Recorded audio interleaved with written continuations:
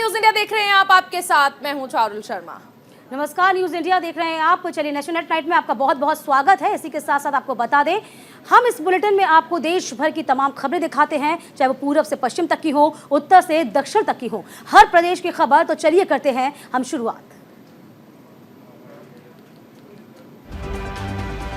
Bulletin की शुरुआत में बात करेंगे हिमाचल प्रदेश की, जहां आज से राष्ट्रपति द्रौपदी मुर्मू 2 दिवसीय दौरे पर रहेंगी। राष्ट्रपति द्रौपदी मुर्मू के दौरे को लेकर प्रशासन सतर्क है। बता दें कि राष्ट्रपति द्रौपदी मुर्मू का पहला शिमला दौरा है, जहां आज दोपहर वो पहुंच जाएंगी। छराबड़ा स्थित कल्याणी हेलीपैड पर राज्यपाल शिव प्रताप शुक्ल और मुख्यमंत्री सुखविंदर सिंह सुक्खू उनकी अगवानी करेंगे, जिसके बाद सीधे राष्ट्रपति निवास द रिट्रीट जाएंगी और शाम को नागरिक अभिनंदन के लिए राजभवन जाएंगी। दौरे के दूसरे दिन 19 अप्रैल को ऑडिट एंड अकाउंट संस्थान के कार्यक्रम और HPU के दीक्षांत समारोह में शिरकत करेंगी। आखिरी दिन Indian institute of advance study जाएंगी। बता दें कि Indian institute of advance study की भव्य बिल्डिंग पहले राष्ट्रपति निवास हुआ करती थी।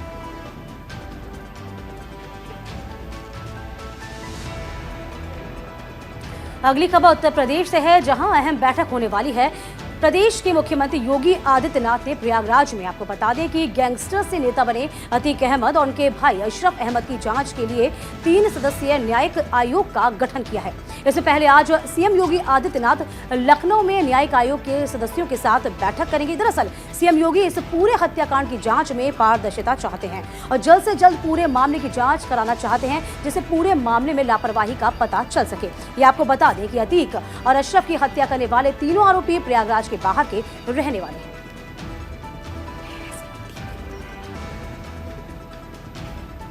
खबरों में अब रुख करते हैं पश्चिम बंगाल का, जहां पर सीबीआई ने शिक्षा भर्ती घोटाले में पूछताछ के लिए टीएमसी नेता अभिषेक बैनर्जी को समन भेजा है। उन्हें आज कोलकाता के निजाम पैलेस में पेश होने के लिए कहा गया है।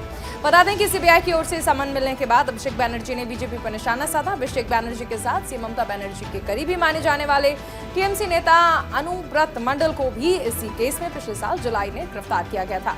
सीबीआई के समन के बाद अभिषेक बैनर्जी ने कहा कि बीजेपी ने मुझे परेशान करने और निशाना बनाने की अपनी हताशा में सीबीआई और ईडी को अदालत की अवमानना करने का आदेश दिया था, जिसके बाद सुप्रीम कोर्ट ने कलकत्ता हाईकोर्ट के उस आदेश पर रोक लगा दी जिसमें केंद्रीय एजेंसियों को मुझे समन करने की अनुमति दी गई थी। फिर भी मुझे समन दिया गया, गंभीर स्थिति है। अगली खबर हरियाणा से है, जहां हरियाणा के सीएम मनोहर लाल की अध्यक्षता में चंडीगढ़ में बीजेपी विधायक दल की बैठक होने जा रही है, जहां हरियाणा बीजेपी के विधायक शामिल होंगे, जिसमें विधायकों से चुनावी मोड में आकर अपनी अपनी विधानसभा क्षेत्रों में सक्रियता बढ़ाने के लिए कहा जाएगा। मुख्यमंत्री मनोहर लाल से उनके विधानसभा क्षेत्रों में लंबित विकास कार्यों की जानकारी मांगने के साथ ही ऐसी कई नई परियोजनाओं के प्रस्ताव की भी मांग की जा सकती है।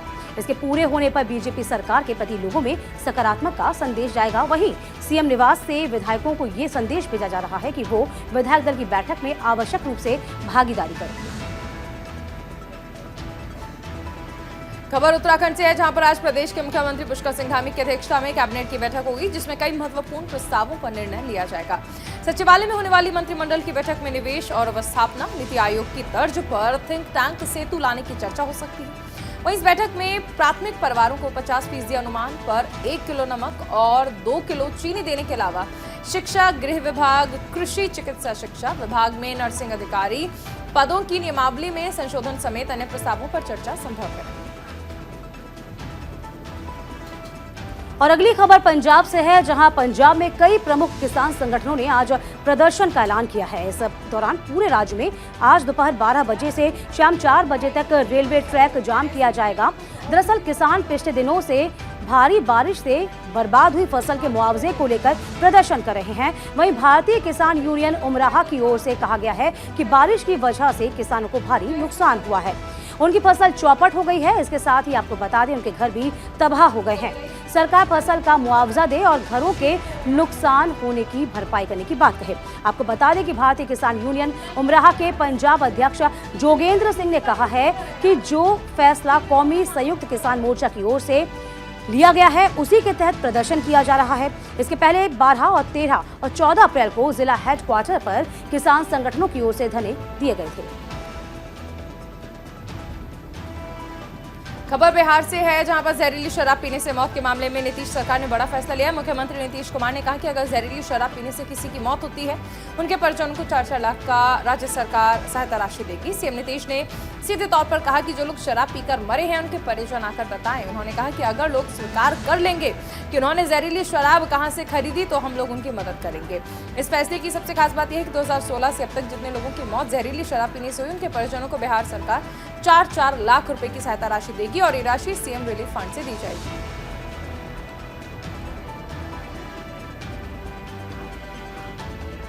अब खबर बंगाल से है, जहां अभिषेक बनर्जी को सीबीआई का समन मिलने के बाद मुख्यमंत्री ममता बनर्जी ने केंद्र सरकार को एक बार फिर से निशाने पर लिया है।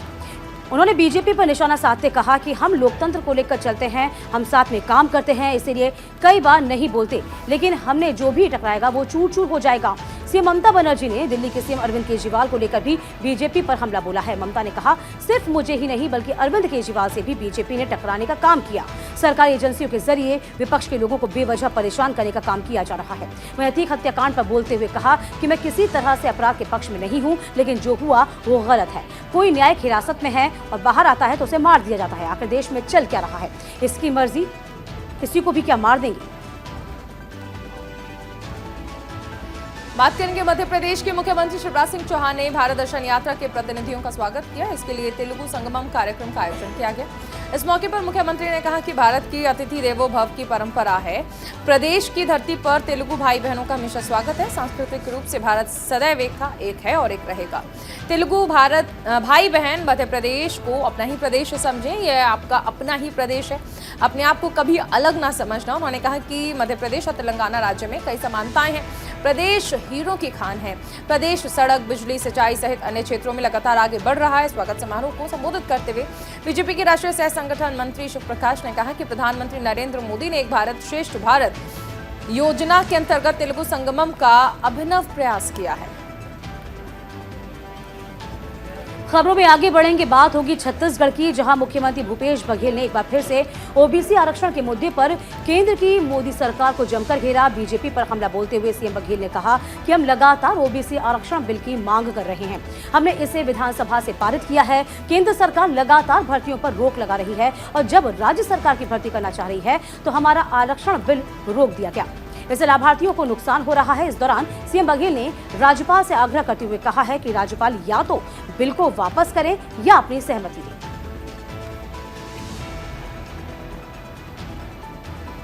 अगली खबर पंजाब से है, जहां जालंधर में मुख्यमंत्री भगवंत मान ने लोकसभा उपचुनाव के प्रत्याशी सुशील रिंकू के पक्ष में रोड शो किया। सीएम मान के रोड शो के दौरान पंजाब के कई कांग्रेसी नेता मौजूद रहे। रोड शो करने के बाद डीसी ऑफिस में जाकर प्रत्याशी सुशील रिंकू ने अपना नामांकन पर्चा भरा और इस दौरान उनके साथ सीएम मान और वित्त मंत्री हरपाल चीमा मौजूद थे। जालंधर संसदीय सीट के लिए मतदान 10 मई को होगा, वहीं मतगणना 13 मई को होगी और इसी दिन चुनाव के परिणाम आएंगे। बता दें कि इस साल जनवरी में कांग्रेस सांसद संतोष सिंह चौधरी का जालंधर के फिल्लौर में भारत जोड़ो यात्रा के दौरान दिल का दौरा पड़ने से निधन हो गया था, जिसके बाद खाली हुई जालंधर संसदीय सीट के लिए उपचुनाव हो रहे हैं।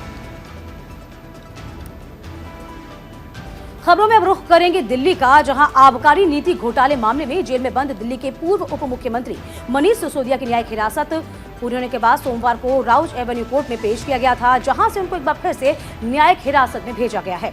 दिल्ली की राउज एवेन्यू कोर्ट ने सीबीआई मामले में मनीष सिसोदिया की न्यायिक हिरासत 27 अप्रैल तक बढ़ा दी है, जबकि ईडी मामले में अदालत की उनकी कस्टडी को 29 अप्रैल 2023 तक बढ़ा दिया गया। इसके पहले कोर्ट ने 3 अप्रैल को सिसोदिया की न्यायिक हिरासत 17 अप्रैल तक बढ़ा दी थी। इधर रविवार को दिल्ली के मुख्यमंत्री अरविंद केजरीवाल से इसी मामले में करीब 9 घंटे तक पूछताछ हुई थी। केजरीवाल ने पूछताछ के बाद कहा था कि जांच एजेंसी के पास आम आदमी पार्टी सरकार के खिलाफ कोई सबूत नहीं है, बस हमें परेशान करने का काम किया जा रहा है। बात करेंगे उत्तराखंड की, जहां पर पिथौरागढ़ में मुख्यमंत्री पुष्कर सिंह धामी ने मुवानी कस्बे में एक स्कूल का दौरा किया और इस मौके पर सीएम धामी ने स्कूल के विकास के लिए सरकार की ओर से 50 लाख की धनराशि देने का ऐलान किया।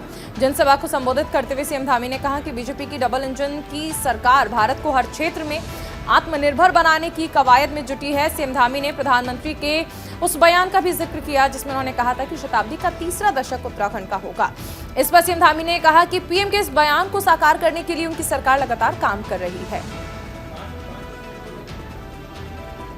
अगली खबर गुजरात से है, जहां सोमनाथ जिले में सौराष्ट्र तमिल संगमम का शुभारंभ किया गया है। 10 दिन तक चलने वाले इस अनूठे संगम में परंपराओं का उत्सव मनाया जाएगा।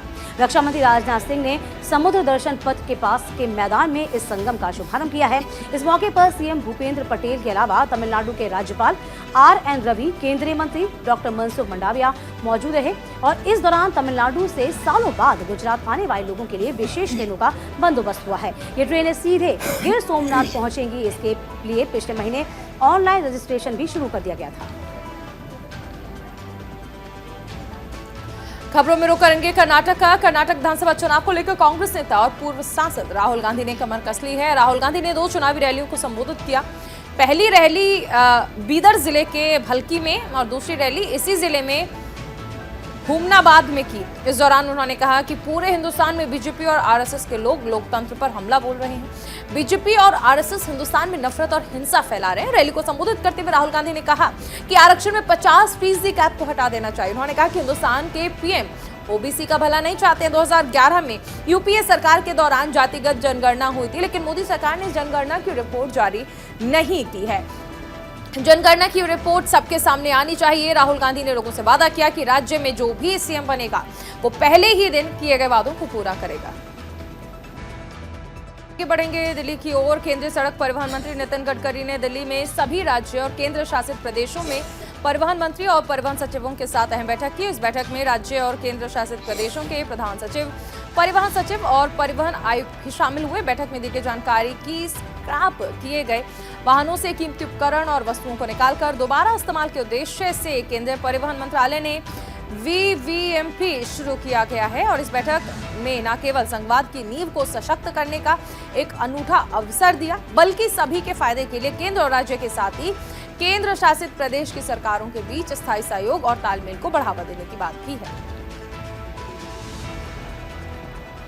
अगली खबर भी तमिलनाडु से है। तमिलनाडु सरकार के साथ ताइवान की एक कंपनी ने 2302 करोड़ के MOU पर हस्ताक्षर किए हैं। ताइवान की पोउ चेन कॉर्पोरेशन की सहायक कंपनी और high glory footwear India private limited ने समझौता ज्ञापन पर हस्ताक्षर किए। इस दौरान गैर चमड़ा फुटवेयर निर्माण की एक यूनिट को स्थापित करने के लिए तमिलनाडु सरकार के पास पोउ चेन कंपनी के अधिकारी ने MOU पर साइन किए। मुख्यमंत्री M.K. स्टालिन की मौजूदगी में समझौता ज्ञापन पर हस्ताक्षर हुए।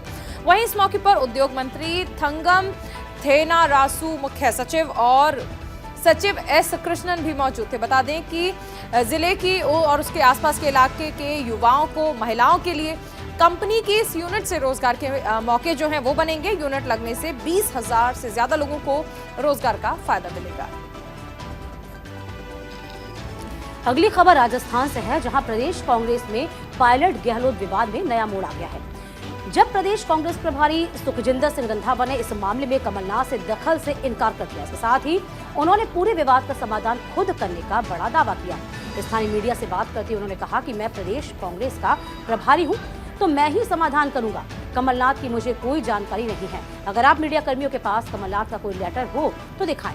कांग्रेस विधायकों से 1-to-1 फीडबैक बैठकों के लिए पहुंचे रंधावा ने कहा कि पायलट के मामले का उचित समाधान जल्द ही निकाल लिया जाएगा।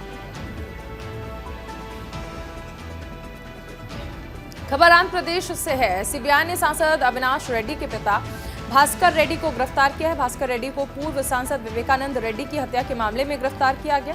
इसके बाद उन्हें 14 दिन की न्यायिक हिरासत में भेज दिया गया। न्यायिक हिरासत में भेजने से पहले भास्कर रेड्डी का मेडिकल जांच कराया गया। सांसद YS अविनाश रेड्डी ने कहा कि वो अपने पिता की बेगुनाही साबित करने के लिए किसी भी हद तक लड़ेंगे। शुरू में SIT ने इस मामले की जांच की थी, लेकिन जुलाई 2020 में ये मामला सीबीआई को सौंप दिया गया। सीबीआई ने 26 अक्टूबर 2021 को विवेकानंद की हत्या के मामले में आरोप पत्र दाखिल किया था, जिसके बाद जांच एजेंसी ने 31 जनवरी 2022 को मामले में एक पूरक आरोप पत्र दाखिल किया और अब गिरफ्तारी की गई है। अगली खबर तेलंगाना से है, जहां G20 डिजिटल अर्थव्यवस्था कार्यकारी समूह की दूसरी बैठक हैदराबाद में शुरू हो गई है। बैठक का मुख्य एजेंडा डिजिटल सार्वजनिक बुनियादी ढांचे, साइबर सुरक्षा और कौशल है।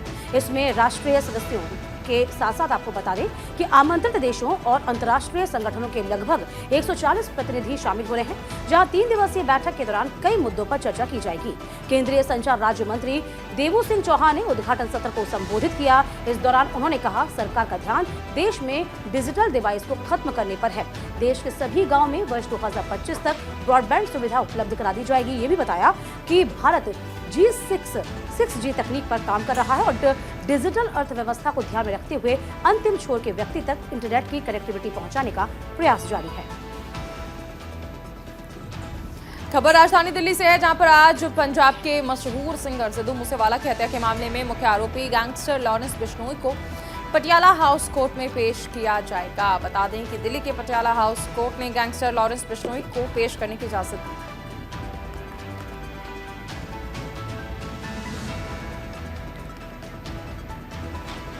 अगली खबर भी बिहार से है। राजधानी पटना के मुख्यालय से केवल 45 किलोमीटर दूर दानापुर के बिहटा प्रखंड का एक वीडियो वायरल हो रहा है, जिसमें अवैध बालू खनन में संलिप्त लोग खनन विभाग के अधिकारियों को घसीट रहे हैं और पत्थर मार रहे हैं। दरअसल ओवरलोडिंग वाहनों के अवैध परिचालन और अवैध खनन के खिलाफ छापेमारी की जा रही है। इसी दौरान पेट्रोल पंप पर असामाजिक तत्वों ने छापेमारी टीम पर पत्थरबाजी कर दी। हमले में जिला खनन पदाधिकारी और 2 खनन निरीक्षक घायल हो गए हैं। तीनों का उपचार चल रहा है। पुलिस ने 44 लोगों के खिलाफ FIR दर्ज की। 50 वाहनों को पकड़ा भी गया। घटनास्थल से काली स्कॉर्पियो को पकड़ा गया, जिसमें वायरलेस सेट लगा है। जिलाधिकारी ने कहा कि जिनकी भी संलिप्तता रहेगी उनके विरुद्ध सख्त से सख्त कार्रवाई की जाएगी। अगली खबर पंजाब से है, जहां मोहाली में पंजाब और दिल्ली पुलिस ने संयुक्त ऑपरेशन में सेक्टर 89 से अमृतपाल के 2 सहयोगियों को हिरासत में लिया है। इनके नाम गुरजंट और निशा रानी हैं। इन पर अमृतपाल को पनाह देने और संसाधन पहुंचाने का आरोप है। गुरजंट को अमृतपाल का करीबी बताया जा रहा है। अमृतपाल को फरार हुए पूरे 1 महीने बीत चुके हैं। इस दौरान पुलिस ने उसके कई करीबियों को गिरफ्त में लिया। वहीं पुलिस सूत्रों ने बताया है कि पंजाब पुलिस को दिल्ली पुलिस ने सूचना दी थी कि अमृतपाल को फरार करने और पनाह देने वाले उसके 2 सहयोगी मोहाली के सेक्टर 89 में छुपे थे। इसके बाद सूचना मिलते ही दिल्ली और मोहाली पुलिस ने संयुक्त कार्रवाई करते हुए एक मकान को घेरा और वहां गुरजंट और निशा रानी को दबोच लिया। फिलहाल उनसे पूछताछ जारी है। अगली खबर उत्तर प्रदेश से है, जहां पर आज वर्ल्ड हेरिटेज डे के मौके पर ताजमहल, आगरा किला, सिकंदरा, फतेहपुर सीकरी और कई ऐसे ऐतिहासिक स्मारकों पर लोग बगैर टिकट के सैर कर सकेंगे। आज पूरे विश्व में वर्ल्ड हेरिटेज डे मनाया जा रहा है, जिसे लेकर भारतीय पुरातत्व सर्वेक्षण ने एक बड़ा फैसला किया है, जिसके तहत ताजमहल सहित आगरा के कई स्मारकों का दीदार पर्यटकों के लिए आज फ्री रहेगा। आगरा में यमुना नदी के किनारे बने ताजमहल की खूबसूरती दुनिया भर में प्रसिद्ध है और ताजमहल को देखने के लिए हर रोज पर्यटक आते हैं। लेकिन अब ASI ने पर्यटकों के लिए इसकी टिकट फ्री कर दी है, वो भी सिर्फ आज के लिए। अगली खबर असम से है। असम के कामरूप में एक बार फिर धरती कांपी है। कामरूप में देर शाम भूकंप के हल्के झटके महसूस हुए। नेशनल सेंटर फॉर सिस्मोलॉजी के मुताबिक रिएक्टर स्केल पर इसकी तीव्रता 3.7 रही। पिछले 2-3 सालों में भूकंप आने का सिलसिला लगातार चल रहा है। एक के बाद एक अलग अलग स्थानों पर मध्य स्तर तक भूकंप रिकॉर्ड किए जा रहे हैं। इस भूकंप की वजह से किसी तरह के जान माल के नुकसान होने की कोई खबर नहीं है। अभी 5 दिन पहले बिहार के अररिया में भूकंप के झटके महसूस किए गए थे। रिएक्टर स्केल पर इसकी तीव्रता 4.3 मापी गई है। नेशनल सेंटर फॉर सिस्मोलॉजी के मुताबिक भूकंप के झटके अररिया में सुबह 5:35 पर महसूस किए गए। इसके पहले 10 अप्रैल को अंडमान और निकोबार में देर रात धरती हिली थी। अगली खबर जम्मू कश्मीर से है, जहां अमरनाथ यात्रा के लिए रजिस्ट्रेशन शुरू हो गए हैं। ऑफलाइन और ऑनलाइन मोड से रजिस्ट्रेशन होंगे। 13 से लेकर 70 साल तक की आयु के लोग अमरनाथ यात्रा के लिए अपना रजिस्ट्रेशन करा सकते हैं। 6 हफ्ते या फिर उससे ज्यादा दिनों की गर्भवती महिलाओं को अमरनाथ यात्रा करने की अनुमति नहीं है। इस साल 1 जुलाई से अमरनाथ यात्रा शुरू होने जा रही है। पहला जत्था 30 जून को जम्मू से रवाना किया जाएगा। यात्रा इस बार 31 अगस्त तक चलेगी। 62 दिनों तक चलने वाली इस यात्रा को लेकर सरकार सुरक्षा व्यवस्था दुरुस्त करने में जुटी है। जम्मू कश्मीर के LG मनोज सिन्हा ने कहा कि यात्रा को सुगम और आसान बनाने के लिए सरकार सभी प्रकार के इंतजाम करती है। तीर्थ यात्रा शुरू होने से पहले दूरसंचार सेवाओं को और बेहतर तरीके से संचालित किया जाएगा। अमरनाथ यात्रियों के मेडिकल के लिए बेहतर व्यवस्थाएं की जा रही हैं।